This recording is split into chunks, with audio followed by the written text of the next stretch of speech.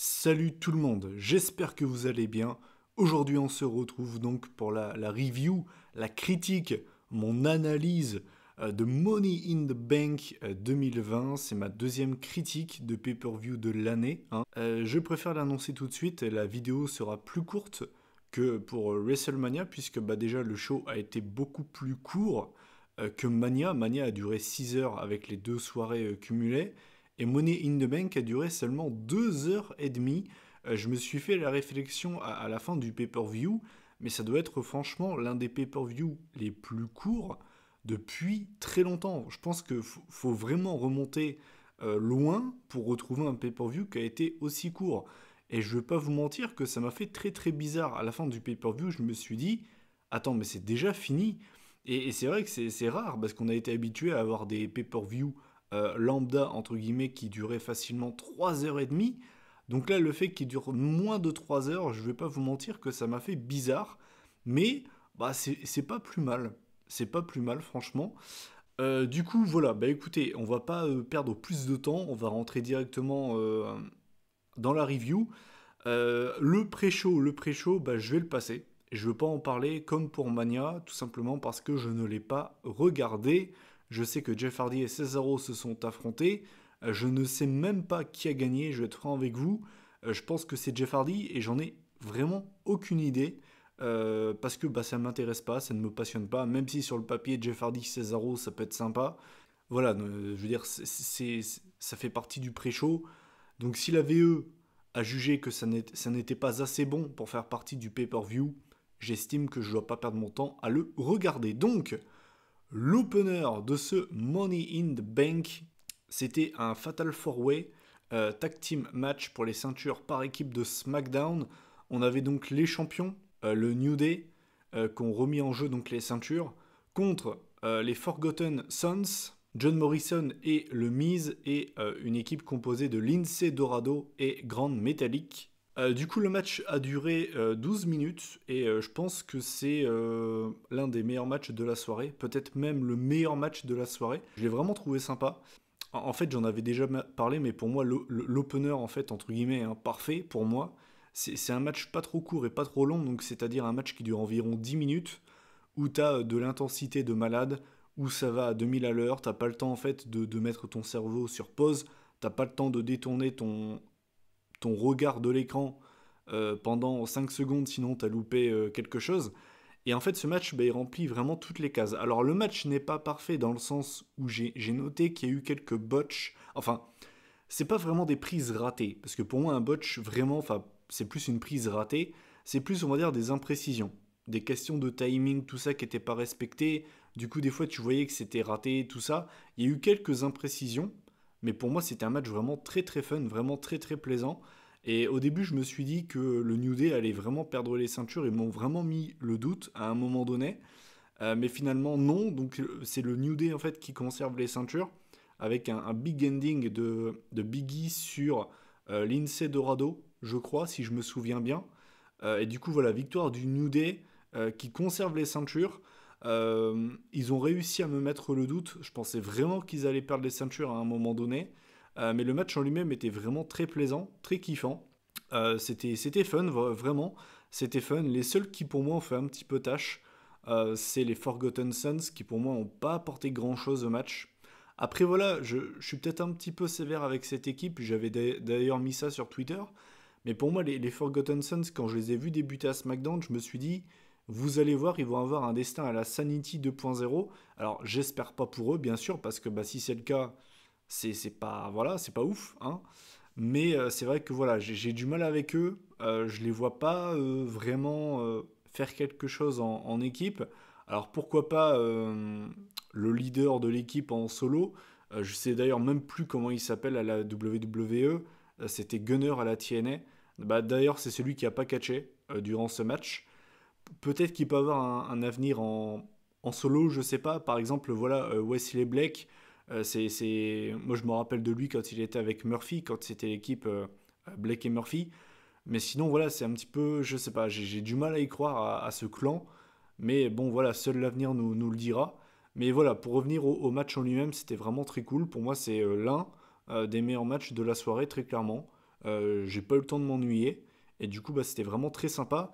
Je vais pas noter les matchs. Je vais faire comme pour Money in the Bank. J'ai pas mis de notes pour les matchs. Mais clairement, c'était l'un, voire peut-être même le meilleur match de la soirée. Ensuite, le second match, alors là, comme on dit, hein, on va passer du coq à l'âne. Oui, je sais, c'est plus personne dit ça, mais moi je déterre des expressions. Je suis comme ça. Ouais, moi je suis comme ça. À la base, on devait avoir un MVP contre Ortrous. J'ai envie de vous dire qui a demandé de voir ce match. Sans déconner, quoi. On est en pay-per-view, on n'a pas envie de voir ça en fait. Ça n'intéresse personne. Hein. Finalement, donc, le match allait commencer, mais on a Bobby Lashley qui est venu, qui n'était pas booké pour ce pay-per-view, et bah, il a voulu se booker lui-même en fait. Il a dit ouais vas-y, je te remplace MVP, t'en fais pas. Donc du coup on aura un Bobby Lashley contre Ortrous, et ben voilà, le match a duré un peu moins de 2 minutes, Ortrous s'est fait squasher, victoire de Bobby Lashley avec un spear, hein. Il a donc découpé Ortrous, du coup c'était juste un R d'un côté et une trousse de l'autre. Voilà, c'est destin tragique, hein. C'est terrible. Victoire donc de Bobby Lashley qui, j'en suis sûr, va défier Brock Lesnar après cette victoire contre Ortrous. Hein. Il va recevoir un push monstrueux.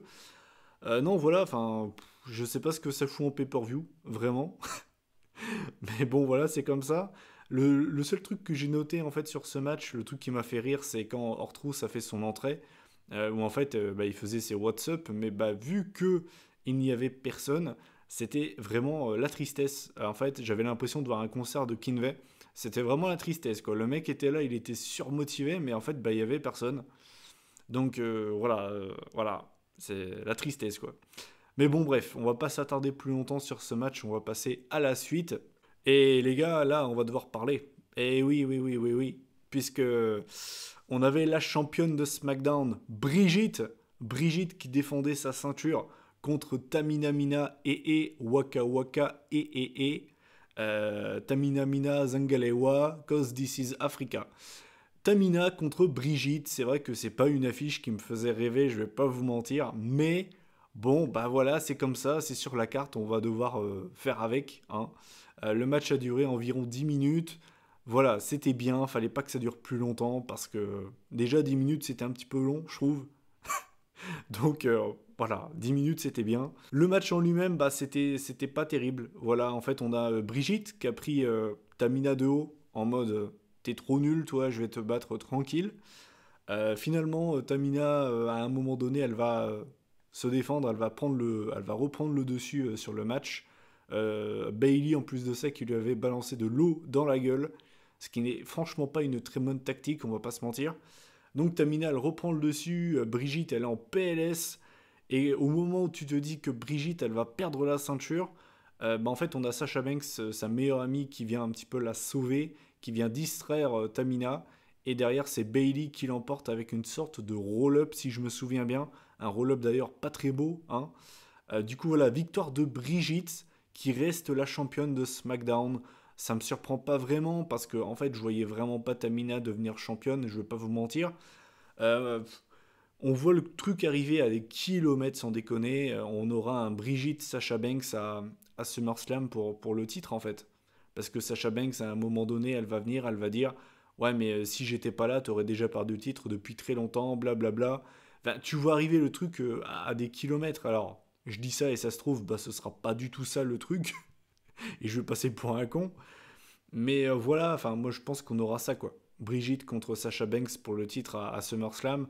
Après, pour revenir sur le match en lui-même, c'était vraiment pas terrible quoi. C'était pas terrible, c'était pas ça quoi. Mais l'occasion quand même de rappeler que Brigitte est la meilleure championne féminine de l'histoire de la WWE, bien devant Charlotte, il n'y a même pas de match. Quelle catcheuse, on la mérite pas. On ne la mérite pas. Brigitte is the best. Brigitte for life, brother. Ensuite, on avait donc le match pour le titre universal. On avait donc Braun Strowman contre Bray Wyatt. C'était un match qui m'intéressait. Voilà, maintenant déçu en fait quand j'ai vu que c'était Bray Wyatt arrivé. Après, je vais pas vous mentir, vu que c'était enregistré, à un moment donné, je me suis dit, ok, Bray Wyatt, il va se faire défoncer. et à un moment donné, il va y avoir une coupure, et en fait, il va venir en Find, en fait. Je pensais vraiment que ça allait se passer comme ça, et finalement, pas du tout. Donc, Bray Wyatt s'est fait défoncer au début du match, finalement, il a réussi à reprendre le dessus, et en fait, à un moment donné, on a Braun Strowman qui met son ancien masque dans The Wyatt Family. Et à ce moment-là, je me suis dit, ok, Bray Wyatt est en train de le manipuler son esprit. Et c'était déjà arrivé. Alors peut-être que vous avez oublié ce moment. Moi ça m'a marqué. C'était contre Xavier Woods, si je me souviens bien. Je sais plus si c'était en pay-per-view, mais Bray Wyatt avait contrôlé l'esprit de Xavier Woods pendant quelques secondes.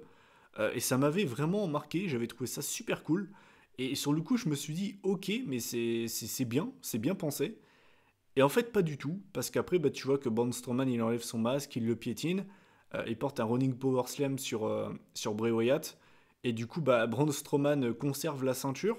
Et je suis pas vraiment fan, en fait. Je suis pas vraiment fan parce que pour moi, le fait que Braun Strowman se serve de ça, du mind games, en fait, euh, entourloupe entre guillemets Wyatt, ça ressemble pas du tout au personnage de Braun Strowman. Braun Strowman qui fait dans la finesse, ça lui ressemble pas. Braun Strowman, c'est un grizzly qui va te rentrer dedans. C'est un peu un no-brainer en fait. C'est le genre de mec, c'est un peu comme Chabal quoi. Je veux dire, il voit des mecs dans une mêlée, il réfléchit pas 2 secondes, il fonce dans le tas. Braun Strowman, c'est un petit peu pareil. Et le fait qu'il se serve de ça, je trouve que ça colle pas du tout à son personnage en fait. Donc du coup, ça m'a un peu dérangé. Si ça avait été un Edge, un Miz ou ce genre de mec, ça m'aurait beaucoup moins choqué en fait. Ça m'aurait pas choqué du tout. Mais là, Braun Strowman, je trouve que ça lui ressemble pas du tout.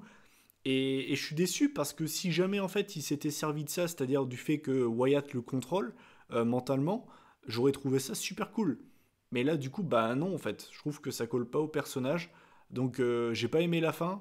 Et le match en lui-même, bah, on va pas se mentir les gars, mais c'était quand même moyen, c'était pas terrible. C'était pas une purge, genre c'était pas horrible. C'était pas le pire match de la soirée, il y a eu pire. Mais bon voilà, c'était pas incroyable, on va pas se mentir, c'était pas ouf. Voilà, c'était pas ouf. Là aussi, je pense qu'on aura une revanche entre les deux. Sauf que ce coup-ci, on n'aura pas Bray Wyatt, on aura The Fiend. Et donc, je pense que si jamais ça se passe, là, on aura un changement de titre avec la victoire du Fiend.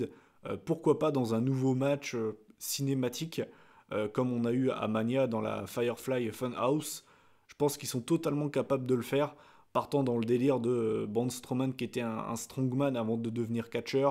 Il pourrait totalement refaire la scène qu'on a eue dans les années 80 avec Cena qui soulève des haltères. Voilà, j'aimais des idées comme ça, j'en sais rien, hein, moi je dis ça comme ça. Mais bon, voilà. Je pas très fan en fait de ce match, c'est surtout la fin qui m'a vraiment déçu. Donc du coup, voilà. Ensuite, on arrive à l'avant-dernier match de la soirée. C'était pour le WWE Championship. On avait donc Drew McIntyre, le champion, contre Seth Rollins, le Messie du lundi, d'ailleurs, qui a changé de thème musical. J'ai vu des gens se plaindre de ça sur Twitter. Je suis d'accord que la musique est peut-être moins kiffante que son ancienne, qu'il n'y a plus le Burn It Down, mais son ancienne musique et le Burn It Down ne collent absolument pas à son nouveau personnage. Donc, qu'ils aient changé sa musique, moi je trouve ça logique. Alors, c'est pas une question d'adhérer ou pas. Moi personnellement, sa nouvelle gimmick, je suis pas vraiment fan, je vais pas vous mentir. Je trouve pas ça ouf. Euh, c'est une sorte de mec un petit peu, je sais pas, qui se prend pour notre sauveur. Enfin, je sais pas, je suis pas très fan, voilà. Mais le fait qu'ils aient changé sa musique, je trouve par contre que c'est totalement logique. Du coup, le match entre les deux a duré 20 minutes. C'était l'un des meilleurs matchs de la soirée. Je dirais que c'est les deux meilleurs matchs de la soirée avec l'opener. Voilà, après, c'est pas étonnant. C'est Drew McIntyre et Seth Rollins. Et c'est pas vraiment étonnant qu'ils nous pondent un bon match. Après, je m'attendais, honnêtement, je pense que ce match avait le potentiel pour être un classique, pour être vraiment un très bon match. Et j'ai trouvé que c'était juste un bon match. Voilà, pour moi, c'est pas un classique, c'est pas un match que j'ai trouvé exceptionnel, mais c'était un bon match quand même. Il faut quand même le souligner.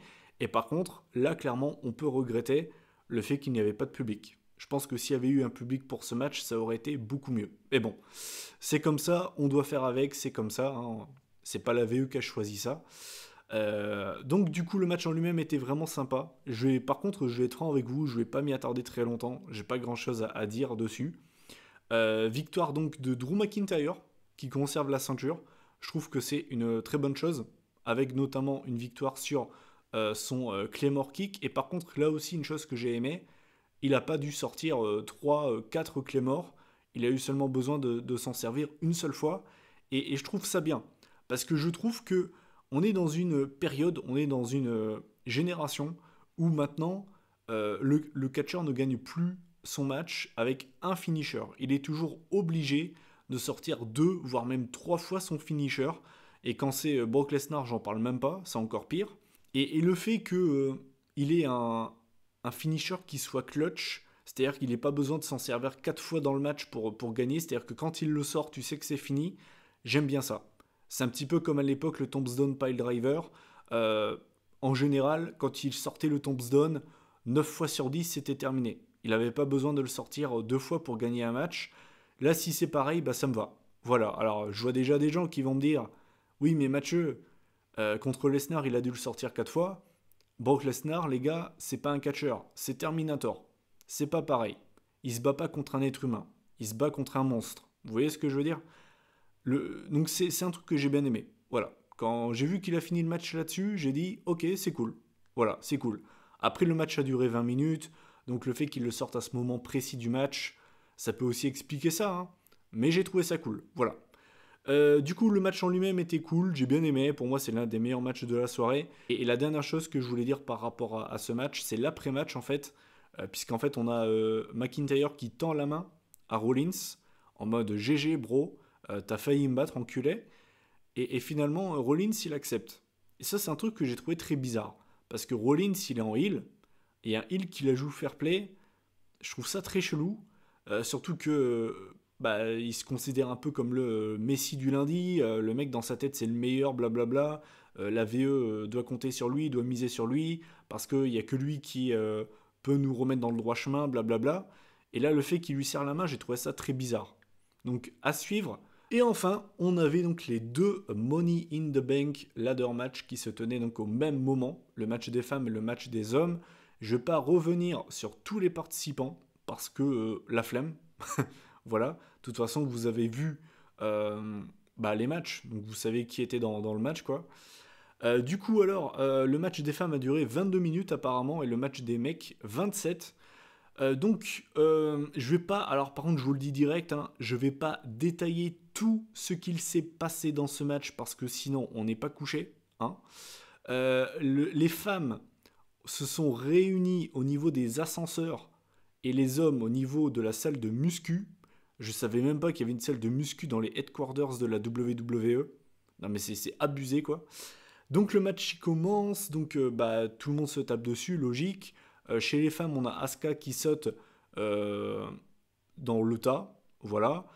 Chez les hommes, donc ça se bat, tout ça. À un moment donné, on a Baron Corbin qui lance une haltère, enfin un poids, dans une glace. Il casse la glace. Ensuite, on a AJ Styles qui est bloqué par une haltère posée par Otis. Après, qu'est-ce qu'on a eu? On a eu quelques caméos. On a eu Brother Love, c'est comme ça son nom? Je vais pas dire une grosse connerie, je crois que c'est ça son nom. C'est un manager dans les années 80 avec un teint très très orangé, hein. En fait, c'est un petit peu une chouin. c'est c'est une cagole en fait, c'est une cagole. Je crois que c'est Rey Mysterio qui l'a croisé. À un moment donné, on a eu Dwayne de Clone. On a eu John Laurinaitis. Alors ça, par contre, c'était exceptionnel. John Laurinaitis, qui était sur son caddie là. J'ai trouvé ça exceptionnel. Vraiment, c'était improbable. Là, pour le coup, j'ai vraiment rigolé parce que je m'y attendais pas du tout. Et c'était vraiment totalement random. C'est-à-dire que ça n'a aucun putain de sens. Le fait que John Laurinaitis soit là, dans cet endroit-là, à ce moment précis, sur son caddie, ça n'a aucun putain de sens. Aucun sens. Donc, ça m'a vraiment tué, quoi. Après, à un moment donné, on a eu une battle de nourriture, comme on a déjà eu notamment 1 million de fois à Raw. J'ai jamais aimé ça. Je trouve que c'est nul, en fait. Je sais pas ce que kiffe Vince là-dedans. ou ce que kiffent les bookers là-dedans. On est censé quoi? Kiffer ça? On est censé trouver ça drôle? Parce que moi, je trouve ça nul et ça ne me fait absolument pas rire. Et je vais sortir mon drapeau social justice warrior. Il y a des gens qui crèvent de faim, hein. Le fait que tu aies des gens qui se balancent de la nourriture et qui gaspillent de la nourriture comme ça me gêne un petit peu. Que la viande, que ce soit avarié ou pas, hein, au passage, hein, que ce soit avarié ou pas, je trouve ça nul en fait. Je trouve ça vraiment nul. Ça m'atteint pas. Je trouve ça vraiment nul à chier. Du coup, après, on a Rey Mysterio qui s'est mangé un headlock de la part de Shayna Baszler. Ensuite, il s'est fait prendre en sandwich par Otis et Nia Jax. Autant vous dire que j'aurais pas voulu être à sa place, le pauvre Ray Ray. Il a vraiment pas mérité ça, hein. À un moment donné, on a AJ Styles qui est tombé nez à nez avec le cercueil de l'Undertaker. J'étais là, je me suis dit, ouais, pourquoi? Enfin, pourquoi est-ce qu'il y aura un cercueil à cet endroit-là? Enfin, ça n'a aucun sens, quoi. Et puis, bah, je vais revenir à la fin, parce que j'ai plus grand-chose à dire sur ce match. Il y a peut-être des moments que j'ai oubliés, mais bon, voilà, quoi. Donc, du côté des femmes, on a Asuka qui a décroché la mallette, et je vais être franc avec vous, ça me dérange pas. Certains me diront que je suis pas objectif parce que de base j'aime bien Asuka, mais je trouve que ça colle plutôt bien à son personnage et en plus de ça, elle est fun. Je trouve qu'elle est fun. Je sais pas ce qu'elle a depuis un certain moment maintenant. Elle est un petit peu faux folle. Je sais pas depuis combien de temps elle est comme ça parce que bah je vous le rappelle, mais j'ai quand même fait une bonne pause avec la WWE. Mais je sais pas, je trouve que c'est l'une des mieux bookées ou peut-être l'une des moins mal bookées. C'est plutôt ça en fait. Donc le fait qu'elle gagne la mallette, ça me dérange pas. Et pour les mecs, alors avant de revenir sur le résultat, il y a un moment donné où je me suis dit, mais il est vraiment teubé quoi. Et quand je dis ça, je préfère le dire, hein, parce que ça me paraît évident, mais je vais quand même devoir le dire parce que c'est abusé, il y a des gens qui comprennent pas ça. Quand je dis ça, je parle bien évidemment du catcheur, du personnage, je ne parle pas de la personne, ok? On est bien d'accord. Ça peut paraître fou ce que je dis, de devoir préciser ça, mais je vais quand même vous rappeler qu'il y a des gens qui se font menacer de mort, notamment comme le mec de koh là, Régis, qui se fait menacer de mort parce qu'il a fait une stratégie dans le jeu et qu'il n'a pas respecté sa parole, je crois. Enfin, je suis pas koh je ne vais pas vous mentir, mais je trouve ça fou, quoi. Il y a des gens, ils envoient des lettres, des menaces de mort pour un jeu, quoi. Pour un jeu télé-réalité. C'est complètement mal. Ils sont complètement malades. Ils vont vraiment pas bien. Et il y a également des acteurs qui reçoivent des menaces de mort parce que dans telle série, il a tué tel personnage. C'est grave. C'est vraiment grave. Donc je préfère le dire. Je vais parler du personnage. Je parle pas de la personne. Ok? Mais Baron Corbin, il passe pour le roi des cons. Baron Corbin, il passe pour le roi des Mongols. Vraiment, c'est King Mongol, c'est pas King Corbin, c'est King Mongol.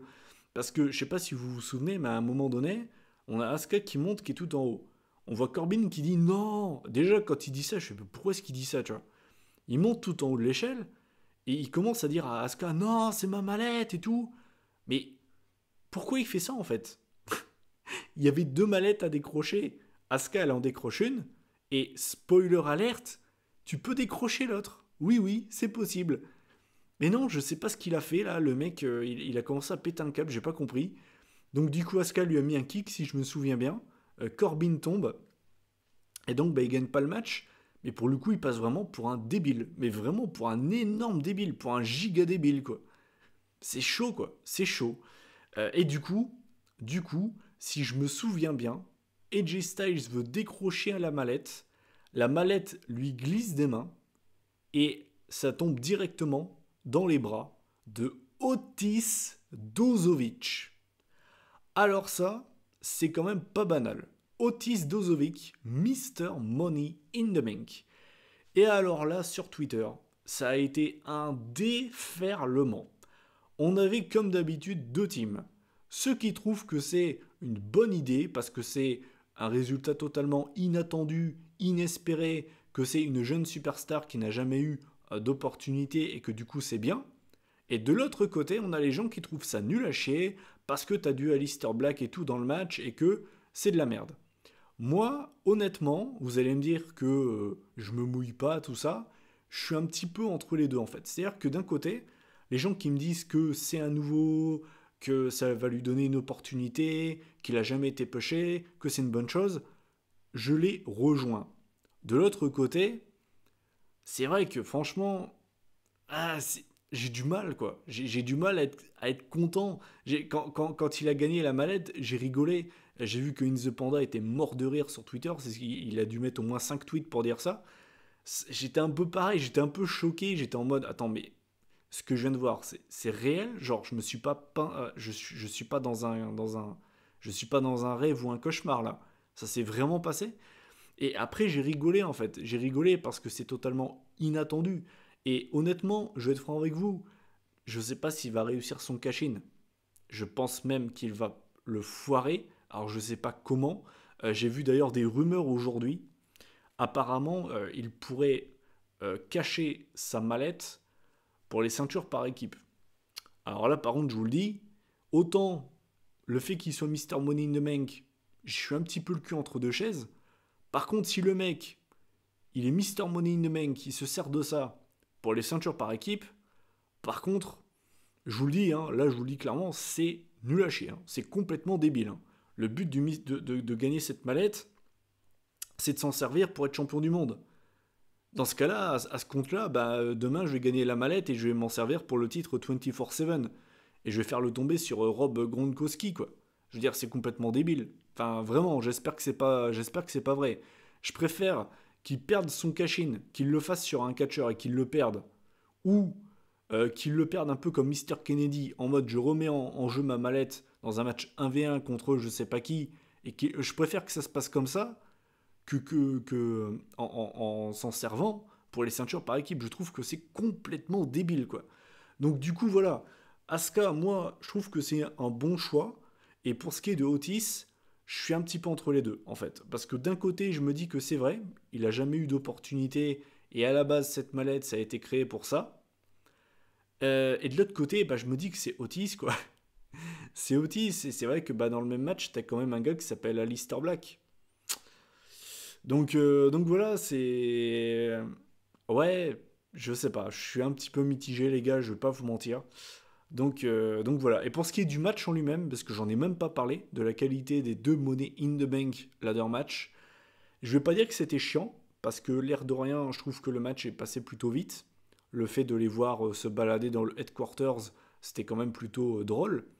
Par contre, la qualité, c'est-à-dire l'action, quoi, bah c'est vraiment c'est pas ouf du tout quoi. Il y a même pas eu un spot marquant les gars. Est-ce que quelqu'un peut me citer un spot marquant? Il y en a pas. Il y en a pas. Même avec les échelles. C'est-à-dire qu'après ils sont montés sur le toit du headquarters. T'avais des échelles, il y avait un ring. Il y a même pas eu de spot quoi. Donc voilà. Je suis un petit peu mitigé sur ce main event. Je m'attendais à mieux. Je vais pas vous mentir. Donc voilà. Et ben voilà, ben écoutez, j'en ai terminé avec la review, la critique, mon analyse de Money in the Bank 2020, donc mon bilan de ce pay-per-view, c'est que je le trouve plutôt moyen. En fait, j'ai fait un sondage sur Twitter dans la journée pour savoir l'avis des gens en général. J'avais proposé 4 choix: excellent, cool, moyen ou bien nul. De tête, il y a eu 80 votes qui ont été faits, donc c'est quand même pas mal. Et au final, ce qui ressort le plus, c'est moyen avec 43%. Je crois que derrière, c'est cool avec quelque chose comme 37%. Après, je crois qu'on a nul, 17%, et on a excellent qui doit avoir 3 ou 4%, quelque chose comme ça. Et en fait, je rejoins la majorité des gens qui ont voté sur mon sondage. Moi, je considère que c'est un show plutôt moyen. Il n'y a pas tout qui est acheté. Le McIntyre Rollins, il est cool. L'opener, il est cool. Euh, le Money in the Bank, alors certes, c'est loin d'être le meilleur, mais ça reste quand même un match qui vaut son pesant de cacahuètes et qui est historique. Je pense qu'un Money in the Bank ladder match comme ça, on n'en aura plus jamais. Vraiment, je pense que c'est un one-shot, ça ne se refera plus jamais des MITB comme ça.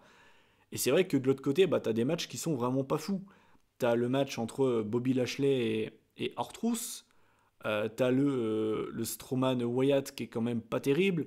Et puis bon, bah t'as le Tamina contre Brigitte qui est vraiment vraiment pas terrible. Donc voilà, t'as du bon, t'as du moins bon. C'est un peu 50-50 ce pay-per-view et c'est pour ça que pour moi c'est un show plutôt moyen. Maintenant voilà, tu me demandes Mathieu, est-ce que t'as plus kiffé Money in the Bank ou WrestleMania 36? Bah je suis désolé mais j'ai plus kiffé Money in the Bank que Mania. Après bien évidemment c'est totalement personnel.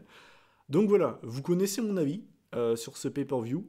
Je vous invite à donner votre avis en commentaire bien évidemment sur ce pay-per-view, réagir en commentaire sur les résultats, sur la qualité du match, enfin des matchs. Donnez votre avis sur la victoire de Otis et de Asuka. Est-ce que vous trouvez que c'est bien, pas bien, nul? Qui vous auriez préféré voir avec la mallette? Par exemple Dana Brooke ou je ne sais pas, Rey Mysterio, je ne sais pas. D'ailleurs Rey Mysterio et Aleister Black qui se sont fait balancer par-dessus le building. J'avais oublié d'en parler, on a eu un double homicide. C'est quand même pas banal, hein. Bah voilà, la prochaine vidéo, je peux pas vous dire quand elle sortira, je sais pas du tout. Le prochain pay-per-view, normalement, c'est Backlash, si je ne me trompe pas. J'avais vérifié ça avec un pote dans la journée, mais je crois que c'est Backlash, le prochain pay-per-view. Donc, vous aurez une vidéo résultat, analyse de Backlash, ça c'est sûr. Une preview, pourquoi pas. Honnêtement, je sais pas, je verrai. Ça va dépendre. Et est-ce que je vais sortir une vidéo entre-temps, c'est-à-dire entre cette vidéo et Backlash? Bah je vais voir. Je vous promets rien. Je vais faire comme pour la dernière vidéo, je vous promets rien. Je veux pas vous dire que je vais sortir une vidéo et au final je sors rien, parce que j'ai déjà fait ça dans le passé et je peux comprendre que ça puisse saouler des gens. Donc je ne vous promets rien. La seule chose que je peux vous dire, c'est que je serai là pour Backlash et que vous aurez mon avis là-dessus. Voilà. Moi je vous laisse. Je vous souhaite un bon déconfinement pour les gens qui peuvent être déconfinés. Moi, je fais partie de la zone rouge. Je suis encore dans le Mordor. Je suis dans la merde, très clairement. Je suis dans le Mordor. Et puis, bah voilà. Bon déconfinement à tous. Bonne semaine à tous. Et puis, bah, on se retrouve très bientôt. La suite au prochain numéro. Allez, salut tout le monde.